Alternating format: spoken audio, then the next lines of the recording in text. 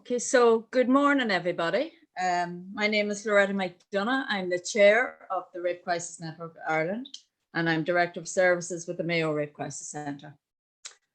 And I would like to offer a really warm welcome to all of you and thank you for attending our event this morning, the launch of the RCNI Rape Crisis Statistics for 2020. And so before we get started, just a few details that I'd like to bring to your attention. The event is being recorded, and if you have questions in relation to it, we'd ask you to use the chat function, and we will, to the best of our ability, answer any of your questions. This event will then be available on the RCNI website, www.rcni.ie, along with the full report after the launch. And if you're tweeting about our event this morning, we would ask you to use the hashtag RCNI stats. And I'd like to thank Lorraine Quigley, the administrator with the Rape Crisis Network, and Niamh McGarry, our communications and information officer, for the part they have done in making this event possible this morning. And the data which is gathered and deciphered for this report is a crucial insight into the wisdom of the voice of survivors who've used the services in 2020. And because of that, it's very much an on-the-ground piece of evidence providing detailed analysis of sexual violence and its prevalence in our society.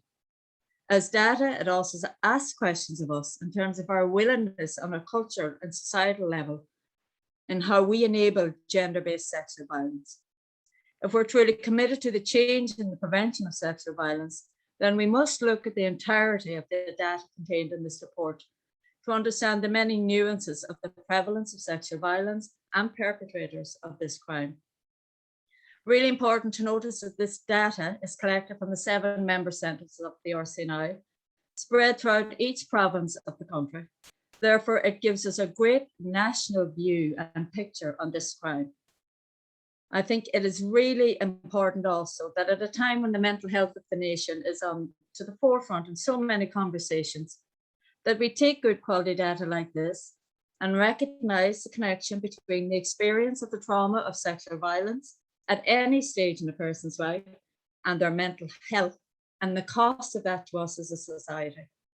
And when survivors of this crime are given access to the specialised care of rape crisis centres, they become empowered to deal with the impact of this trauma, which affects them on so many levels in their lives, from relationships to education, to employment and to well-being.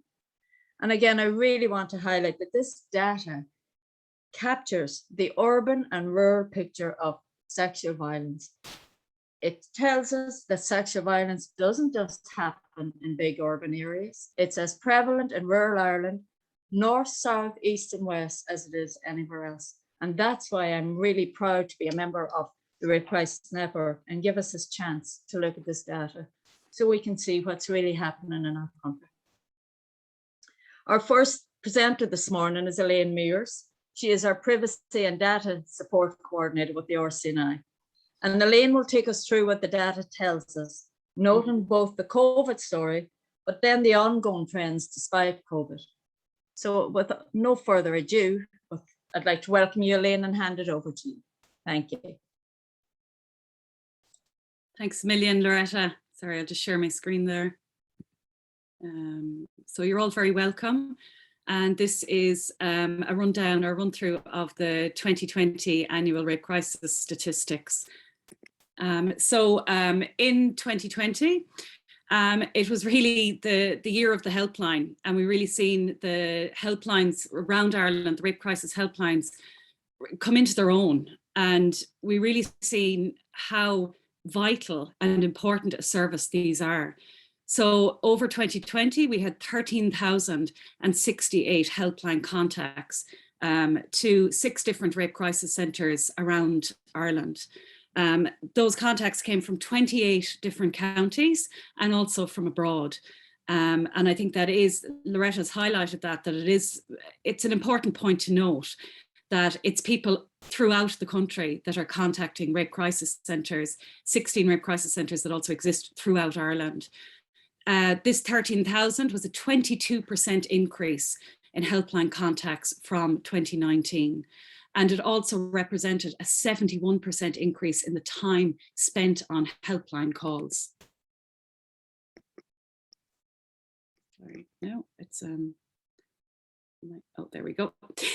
Sorry. So rape crisis centres are very well known also for their counselling and support services. So we had 1,241 people take up counselling and support in 2020. This amounted to 15,194 appointments. It's important to say that many of these appointments were conducted through the phone or over the phone, and also on video calls. Also face-to-face, but obviously rape crisis centres had to adapt to COVID and lockdown measures and find ways to keep supporting and responding to survivors. And this was a 26% increase in appointments. So over that 2020 period, 26% increase in appointments from the previous year. Rape crisis centres also provided 136 accompaniments to different services, such as SATUs, the Gardaí and to court over 2020. This was a 21% decrease from the previous year. And again, it's not surprising in terms of COVID and lockdown measures. RCNI are also, we provide legal advice and information consultations to survivors. So our legal policy director, Caroline Coonahan, provided 124 consultations in 2020. So let's look at who is contacting helplines. And we see for the most part, it's 83% survivors who are driving trends in helpline contacts. 10% of people contacting the 6 rape crisis centre helplines were professionals. And again, that really signals what an important role rape crisis centres play within their community as centres of information and expertise on sexual violence. 6% of people contacting helplines were supporting someone who was a survivor of sexual violence. How were they contacting these helplines? We've seen some significant differences here in 2020 from 2019. So we've seen that 45% of contacts were voice calls and 52% were text messages. So there was a decrease, a 20% decrease in the number of voice calls made to the 6 helplines and a 19% increase in the number of text messages. However, despite the 20% decrease in voice calls, there was a 71% increase in the time spent on helpline calls. So this graph here, we can really see this. We can see that there was a marked difference between the shorter calls of 0 to 5 minutes between 2019 and 2020. And as we move up this bar here, or up the chart, we can see that there's an increase in these purple lines, so an increase in the longer calls throughout 2020. And again, this is signaling how survivors were using helplines differently and how they needed additional support through helpline calls. So in 2020, rape crisis centres provided 1,104 hours of helpline support compared to 2019, where they provided 647 hours. So that's a very, very significant increase. So as I said, RCNI provide legal advice and information through our legal policy director, Caroline Coonahan. So Caroline provides advice and information directly to survivors and also to rape crisis centre staff and volunteers who are working with survivors who are navigating the criminal justice system.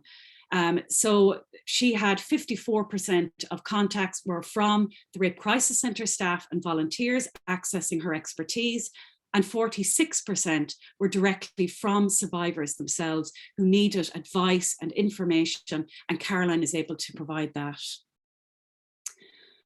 Rape crisis centres provided 136 accompaniments in 2020. So 43% of these were to SATUs, to sexual assault treatment units or other forensic or medical facilities. and 46% were to Gardaí, and 11% were to court. Now, again, we see the effect of COVID here. So there was a 22% decrease in the number of accompaniments to sexual assault treatment units. And that is also reflected when we look at the SATU report by Dr. Maeve Ogan and her team in the Rotunda, and we look at, they also had a reduction in the number of people presenting to SATUs in 2020. And as a result of that, then we see the number of accompaniments to Gardaí increase by 22%. In total, 120 days were spent on accompaniment throughout these centres. So we had 1,241 people who took up counselling and support with rape crisis centres, with 7 rape crisis centres in 2020. 90% of these were survivors of sexual violence, and 10% were supporters or supporting somebody who had experienced sexual violence. This amounted to 15,194 appointments for counselling and support. And that is an increase of 26% from the previous year. So we decided to look into the detail of this because it's easy to say, oh, it's all down to COVID, but really when we look at it, it's actually not. Year on year, we've seen increases in uptake of rape crisis services, and 2020 was no different. It was just actually more extreme. So we can see here in January and February, the number of appointments provided by rape crisis centres increased by 10% in January and by 8% in February. Then we see in April, the impacts of COVID, we really got to see that. So there was an increase of 63% there in the number of appointments provided. And then we see an increase throughout the whole rest of the year in every single month. So that's where we're seeing that overall 26% increase in appointments. Within rape crisis, year on year, we see that about 90% of survivors are women or girls attending rape crisis centres, and about 10% are boys or men. So the majority of survivors attending rape crisis centres are between the ages of 20 and 49. We also had, there we go. We also had 8% of survivors who were under the age of 18 who attended services. And just to preface this by, I suppose, a lot of people attending rape crisis centres who have experienced child sexual abuse, the majority, it is historic sexual abuse, but we do have a small number, 8% there, who are disclosing recent rape and sexual violence. When we examine sexual violence, what we see are that there are some key indicators or key variables that we need to bear in mind that really help us tell the story and look at a pattern that emerges for survivors who are attending rape crisis centres. Gender is a really important variable. The age the survivor was when the abuse began is another really important variable.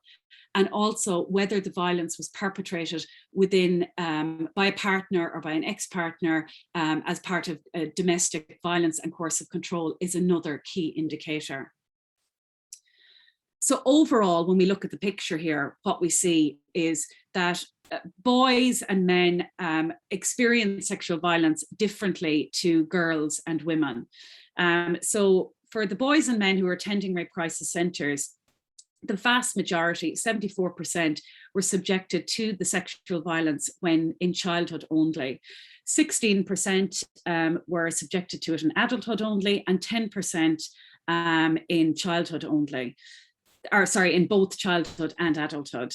Whereas for girls and women, it's a different story. So we see 45% were subjected to it in childhood only, and then that reduces slightly, but not majorly, to adulthood, where 42% then were subjected to it in adulthood only, and 13% in both child and adulthood. We have a wide variety of different groups of people and people with additional needs that come to rape crisis centres. And we try to meet that need as best we can. So 7% of survivors who came to rape crisis centres in 2020 had a disability. 5% were seeking international protection or had already been granted international protection. So what we call asylum seekers or refugees. Sorry, there's a slight lag with my my PowerPoint here. It doesn't want to cooperate. 7% of girls and women became pregnant as a result of rape. 4% of survivors attending rape crisis centres identified as LGBT. We also had a small number of travellers attending rape crisis centres. The number is too small to speak about, but we feel it's important to give visibility to this group. So let's look into the type of abuse that survivors are disclosing to us. So depending on what age the survivor was when the abuse began, we see a different pattern emerge. Survivors who are under the age of 13 when the abuse began, generally, the majority are reporting sexual assault. 30% report rape. Teenage survivors who are subjected to sexual violence when in their teenage years, 64% are disclosing rape and 32% sexual assault. And then when we move to adulthood, we see this pattern, get bigger again, where 75% are disclosing rape and 22% sexual assault. So again, when we put the gender variable into this, it's really important to recognize that it's women and girls who are driving this trend.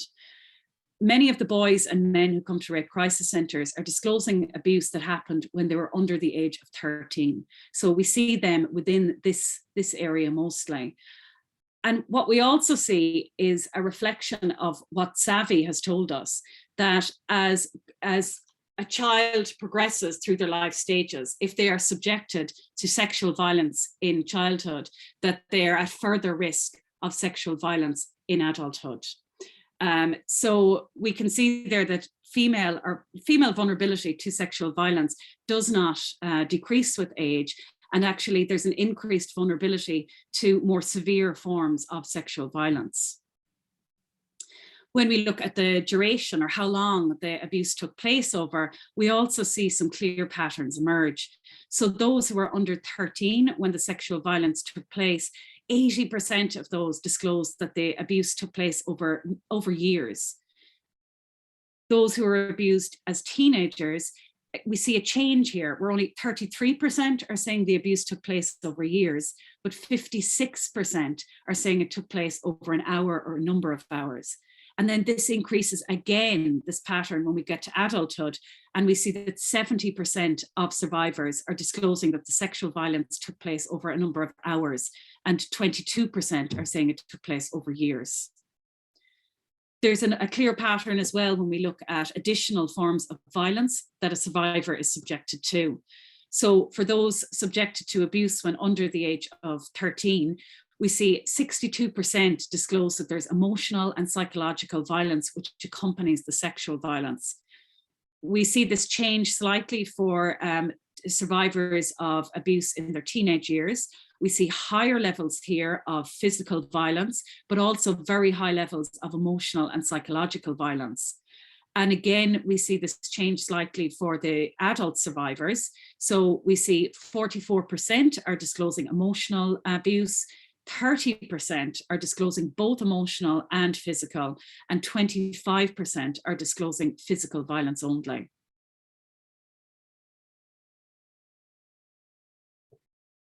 So when we look then at the location of sexual violence, again, we can see a very clear picture emerge here. And what we see is that for survivors who were subjected to violence when they were under the age of 13, that the majority are disclosing the abuse took place either in their own home or in the perpetrator's home. For teenagers, this changes slightly. So we see now the abuse begins to take place more outside the home. And it makes sense when you think of the life cycle of a child and the life cycle of a teenager. Obviously, their lives begin to, revolve more outside the home. But we do also see high levels there of abuse within perpetrator's home and within the survivor's home. And then in adulthood, we see this multiply again. We see a lot of abuse that's taking place within the survivor's home or the perpetrator's home, and then a lot is taking place in other locations. So other locations include outside or in a car, in a place of work or in a pub or nightclub. So kind of more social locations. And the same as well for these abused within their teenage years. And we also see school as a location of abuse within this other category for teenagers. So then let's look at the gender of the perpetrator. We know that sexual violence is a gendered crime. It is mostly perpetrated by boys and men against girls and women. And we see this hold true year on year in our statistics. 96% of perpetrators are boys or men, 3% are girls or women, and 1% are both perpetrating together. When we look at who the perpetrator was and how they were related to the survivor, we see another interesting pattern emerge. So what we see here is for the under 13s, who's again a young child's life, it's within the home. So we see the abuse is being perpetrated by a family member or relative for the most part. As the child grows and their lives begin to, again, move outside the home slightly, we see this begin to change. And we see that the abusers are most commonly friends, acquaintances, or neighbours. What's important to note here as well is this 18% figure. So this is partners or ex-partners. And this is also what we begin to see. As girls grow up, they become more at risk and more vulnerable to abuse by men who are close to them, by new relationships. So we see for the over 18s there, again, that it's friends, acquaintances, and neighbours are the most common perpetrators. And this rises again, this partner, ex-partner figure to 25%. So I think it's important to look into this variable of domestic violence and coercive control. And we see a very clear pattern here. We see that the survivor is generally a woman, that it's rape is the type of violence she has been subjected to by her partner, that there's a really high level of additional violence. 83% are disclosing other forms of violence, which can include threats to kill, attempts to kill, physical violence, neglect. It can include coercive control, financial control. The violence takes place over years. It takes place in the home. There's a really high percentage of it just taking place in the home, in that closed space that it's not visible to the outside world. The perpetrator is obviously, it's a partner or an ex-partner, it's a man. They usually take, as well, survivors of domestic abuse usually take about 7 years to access rape crisis services. So we would work very closely with our sister organisation, Safe Ireland. And what Safe Ireland are seeing is it's survivors who are maybe in the process of leaving a relationship and escaping from a relationship, or have got out of a relationship. And then it's years later that they are coming to terms with all of the different aspects of the domestic abuse. And one of these aspects may be sexual violence, it commonly is. And then they may contact a rape crisis centre. We also see here that there's a lower level of reporting to a formal authority for survivors who are subjected to domestic abuse and coercive control. When we look at the age of the perpetrators, we also see an interesting part of the story. So the vast majority, 87%, are actually, they're over the age of 18, they're adults. We have 12% who are under 18. So that is, basically it's children perpetrating violence. Generally, we find with children who are abusing, they're abusing children around the same age or just slightly younger than them. And then with adults who are perpetrators, we see that they target, again, people who are generally around the same age as themselves or slightly younger than themselves.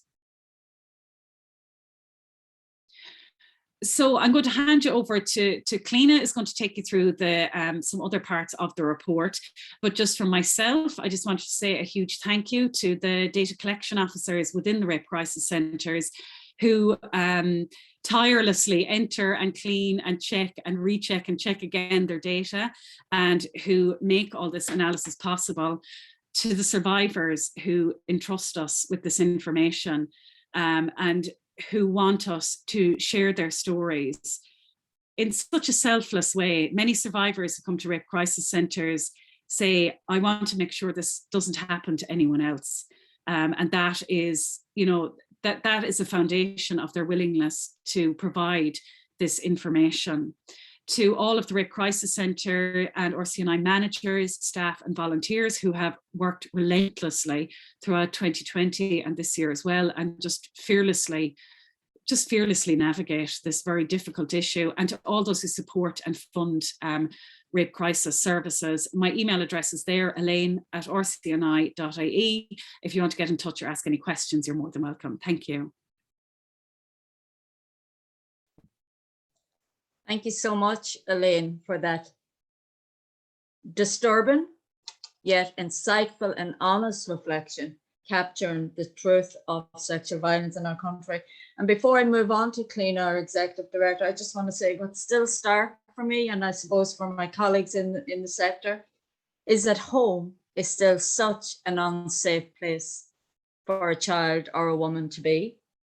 And family and relationship, when you put those two pictures together, it's very stark, and like I say, deeply uncomfortable that we are still talking about this. Such a creative way, I think, of linking the last 10 years, that we don't hide behind COVID as an explanation for anything in relation to sexual violence. It certainly added to it, but it doesn't explain it. And the other statistic I found there, 96% of perpetrators are male and 87% are adult. So if I think we're genuine as a country, as a society, about beginning to look at prevention, well, we know who we need to bring on board in that conversation, where the challenges are for us. So thank you so much, Elaine, for that creative and insightful presentation of our data. I'm now going to hand you over to Dr. Cliona Sadler. Cliona is our Executive Director with RCNI, and she will focus on what the data tells us about how survivors tell and how we respond, and asking about the prevention and the cultural change that we need to make to it and pay attention to in relation to the topic. So thank you, Elaine. It's Cliona, sorry. Not at all. Thank you very much, Loretta. And I'll just share screen there. But just as I start my presentation, I would like to add, if you recall that last slide that Elaine had up, thanking everyone who made these statistics possible. Of course, the person left out there is Elaine herself. It does take the whole community to produce this type of stats, right from the survivors all the way through everyone in rape crisis centres, and at the hub of it all is Elaine, and we're just really grateful that Elaine's post is funded now since 2020, and that Elaine is back on the team with us.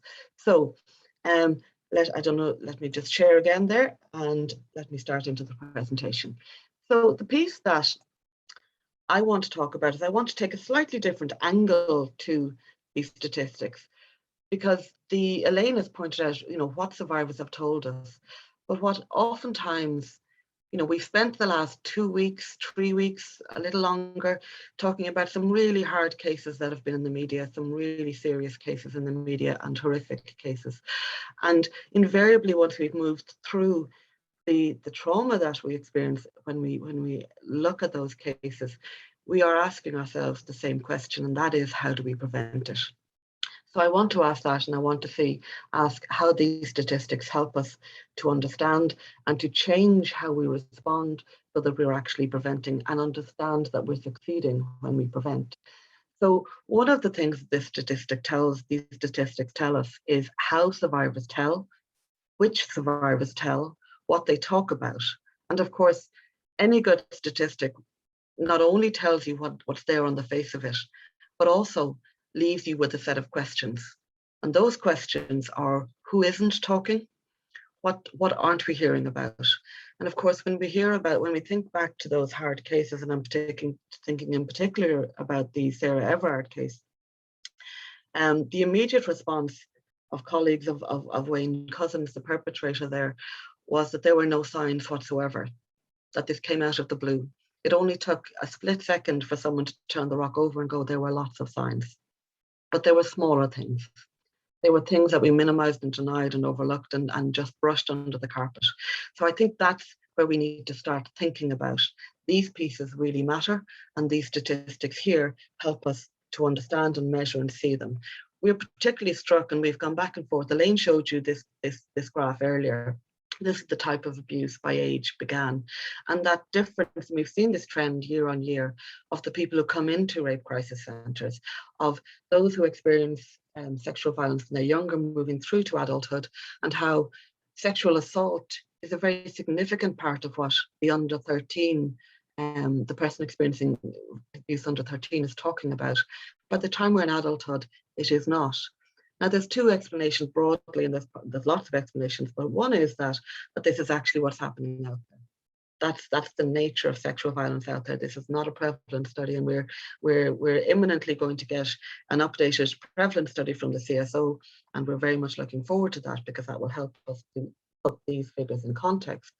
But the other hypothesis here is that actually this graph is, if you like, a picture of rape culture. And what I mean by that is, what you are seeing, what we might be seeing here in a very big factor in terms of this graph, is that we're seeing the disappearance of those smaller things: sexual assault, sexual harassment. Those things become less able to have space and visibility, to have credibility. We are seeing the progression and the learning to tolerate sexual assault. Under 13, we're absolutely talking sexual assault. There's no question. We understand quite clearly when a young child is inappropriately touched, approached sexually, that's much clearer to us. And I suspect that by the time we get into adulthood, that the messages that we have learned is that essentially we're not to make a fuss about the small things. And so we stop talking about the small things, we carry them in silence.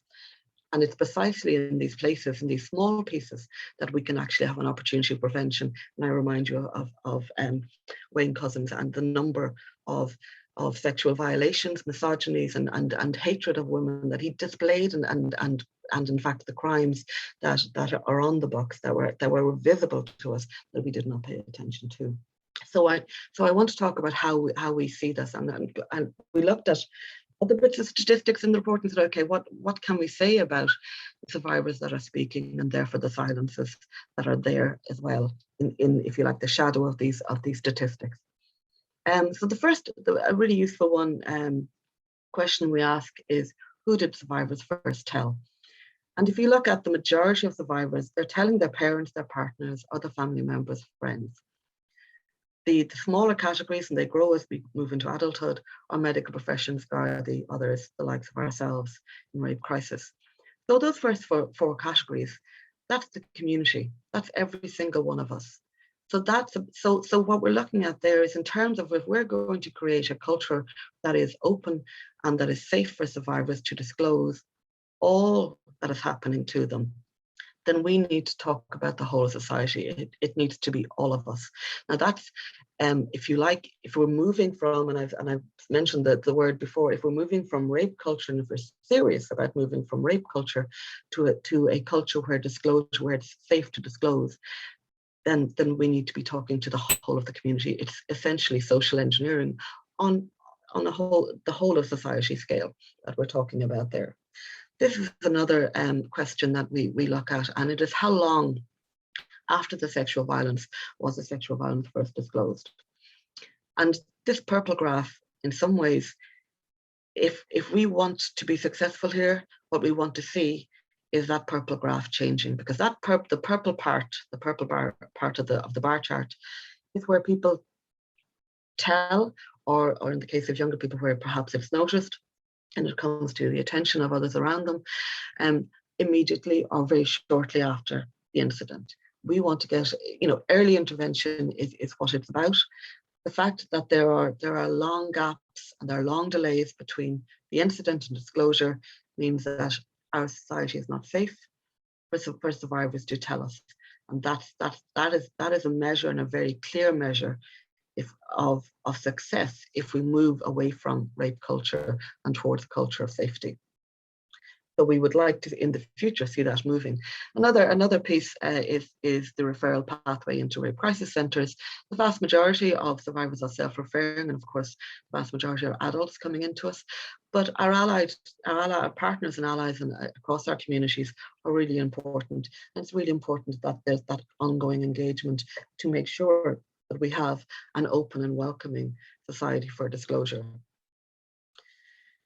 We then looked at the reporting to the formal authorities, because this is another way that survivors tell us about what is happening, and therefore what the risk is out there, and therefore the prevention that we can activate. This graph, this pie chart is sometimes, I think we sometimes need to remind people that the people coming into rape crisis centres are not simply talking about sexual violence that happened this year or right now. It is oftentimes over decades ago.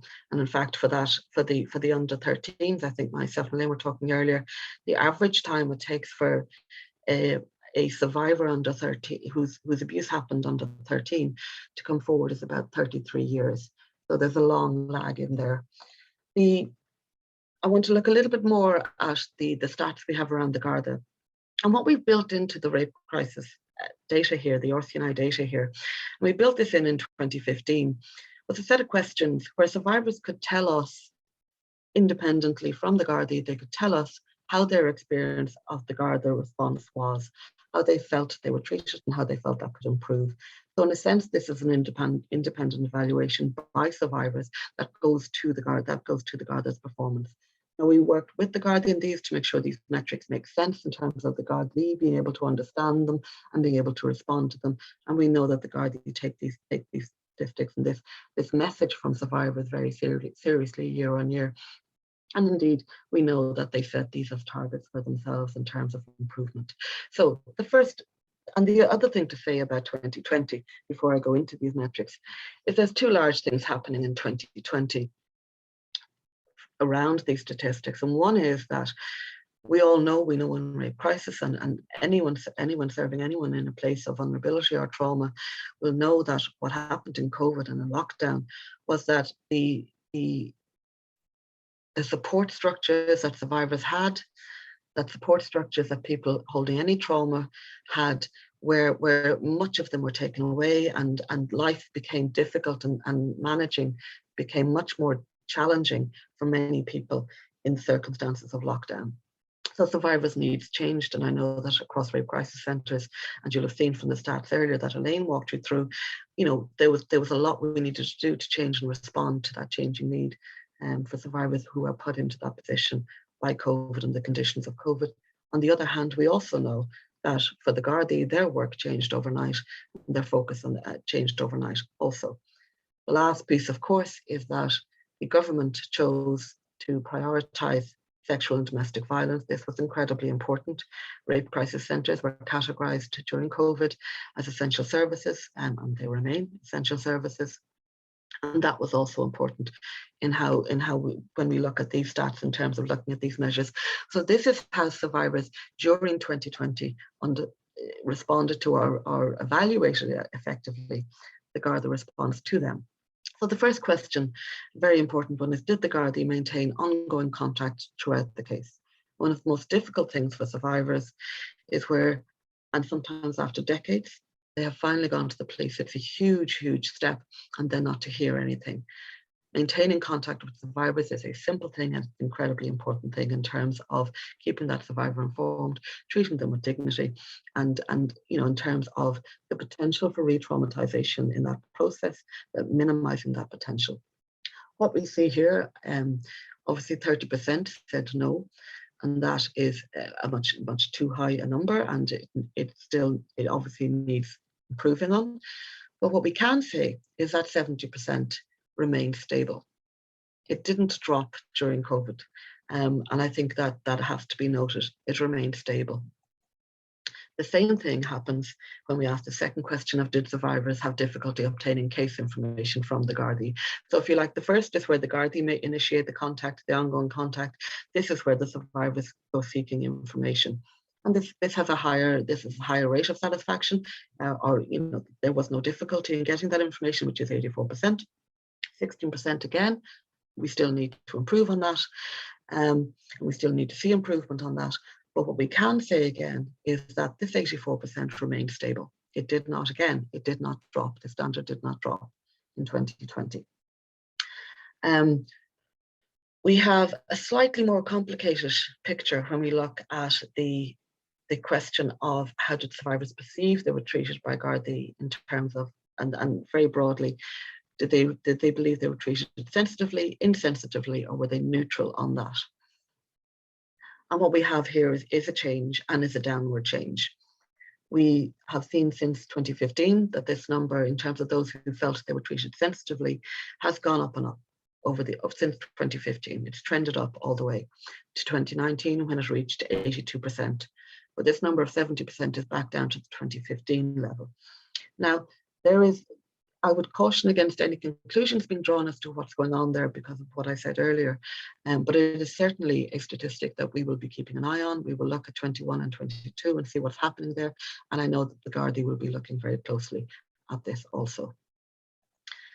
I want to move very briefly onto the budget, because I think what we're looking at here, we heard the Taoiseach yesterday in response to Nadine Lott's mother's victim impact statement, speaking about the prioritisation this government is going to put into domestic and sexual violence. And oftentimes when we talk about a budget and prioritisation, we're talking about adding on to what exists. And I think we need to flip the coin here, because I think if we're serious about prevention, this isn't about simply adding on to what has been built and scraped together from communities all over Ireland up, and is still inadequate, is still not able to meet all the needs that's out there. We need to stop thinking about simply adding on something more there. We need to start looking at it from the other side.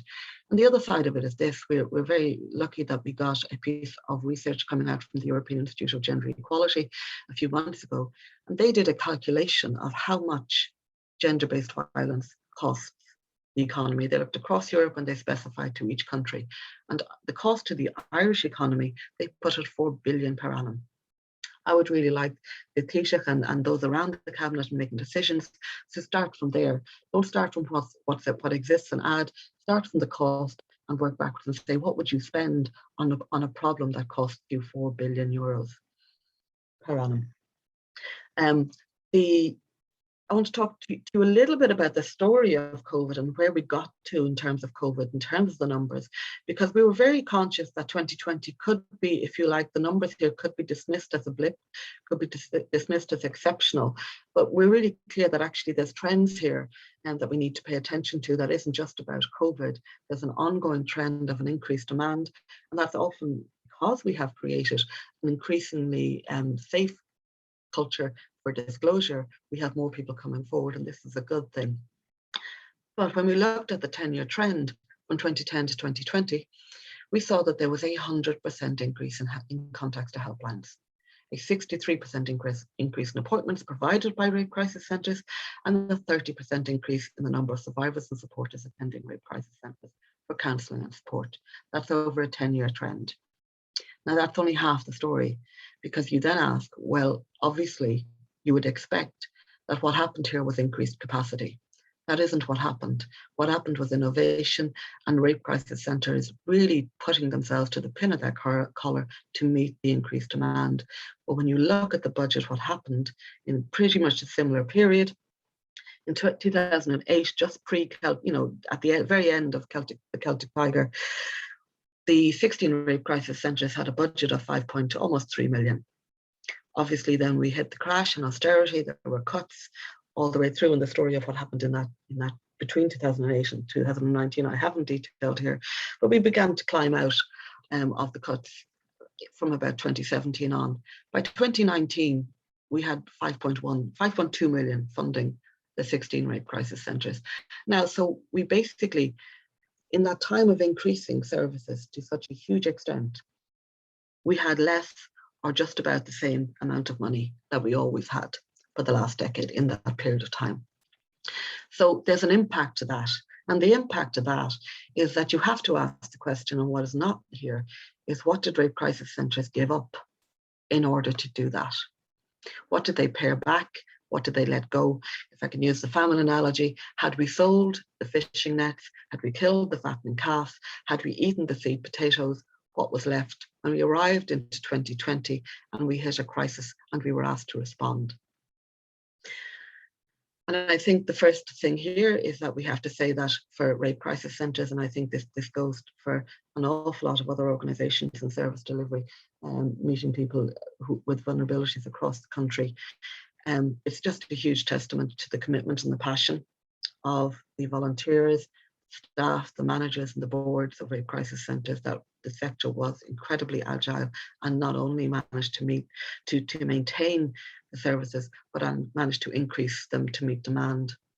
That has to be, you know, we really have to name that, and pause on that, because what we also see now is that, well, we have a sector where management are under pressure, where we've thinned out management and, if you like, all the support structures of a rape crisis centre, so that we have people, we have multitasking across all of these roles at the moment, with very little capacity in there and just at the very edge, very little room for manoeuvre. We have a shortage of trained counsellors and specialist staff. We have not been able to invest in research development, in training, in keeping up that specialisation, in keeping our staff at the cutting edge of specialisation. And when I talk about this, this is what survivors deserve. They have a right to this. They have a right to that specialist service. We have another project that we have in the RCNI been working on the last year, looking at the specialisation in counselling for the very first time, funded for the very first time in about a decade. That needs to be invested in. One of the things that happened in 2021 was that centres were offered additional funding, one-off for a 6-month period, to tackle the waiting list, which by and large means bringing in more specialist counsellors. But if there aren't specialist counsellors out there to hire, even if you could hire them for only 6 months, what do you do with that money? If you've lost your infrastructure, if you've pared your infrastructure right back, then you have a challenge in terms of this sort of sustainable growth. And the other piece, of course, that we never did was we have not come back from 2008, which was the last time we had pay and standardisation across the sector. So we cannot offer anything that is favourable or competitive in the marketplace out there. And I know there's a piece that feels like a betrayal to talk about the marketplace and competitive when we're talking about rape crisis. But at the end of the day, these are highly skilled professionals who have devoted an awful lot of time. And if we can't attract them into the rape crisis sector through decent paying conditions and equivalent paying conditions, and through the training and support that we need to give them, then we're in trouble. And survivors aren't going to be getting the specialist service that they need. There was some funding that came through in 2020 in terms of COVID responses, in terms of additional funding, but the fact is that not very much of that went to rape crisis centres. This incredible increase in delivery that rape crisis, that Elaine mapped there for even rape crisis output, really didn't have a huge amount of money behind it in terms of additional funding.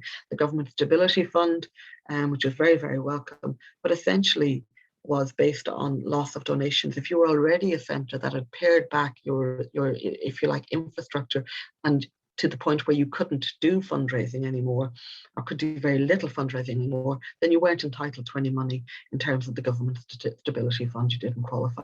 Those who had less got less. Those who had gone in with some sort of surplus managed to get that surplus backfilled by the Stability Fund. So I'll just finish on this, just in terms of Budget 2022 and in terms of turning our attention and being serious about prevention. The first thing is that all rape crisis centres now have waiting lists, and we always are cautious around talking about waiting lists. We do not want any survivor to not ring us because we have a waiting list. We've all heard from survivors when they ring up saying, I'm not sure my case is serious enough. I'm not sure it's bad enough. I know there's people worse off than me. Please ring us. We don't have that hierarchy here. please ring us. We do have waiting lists, however, and we do need government to step up in terms of that. And of course, as part of that, as I've mentioned, what we need is specialist trained staff and recruitment and retention issues, because that's at a crisis level. The demand, we know, will continue to grow. All the trends are telling us there's no reason to believe at all that demand will not grow. And indeed, if we are successful in creating a culture that is safe for disclosure, that demand will also grow. And we also have critical data knowledge gaps. Again, if we are serious about prevention, that is not simply about response. That is about really thinking hard, having the expertise, having the data, the knowledge, the information. It's research and development, it's innovation, it's analysis, and it's sustained specialization in order to be able to understand how we turn this around and how we make that change happen. So I'll leave you with that, and I will stop share and come back to Loretta there. Thank you very much. Tina, thank you so much for that. I have to say I'm very struck by how you really brought meat and bones to the data in how you framed it there. And I think my takeaway piece from listening to you this morning, Tina, will be that where you've talked about the need to move from rape culture to a culture of safety in terms of disclosure. That has really captured me, because I think that is absolutely the truth of it. And I know, as a director of a rape crisis centre, one of the services that we provide, as do all the other rape crisis centres, is disclosure training. And the request for that from other professionals in our communities looking for support in how to respond sensitively and appropriately to disclosures of sexual violence. So it's just in terms of going forward from this launch this morning, you know, if, like you say, we're serious about prevention and all of that, that we frame this in making it safe for victims to disclose their experience.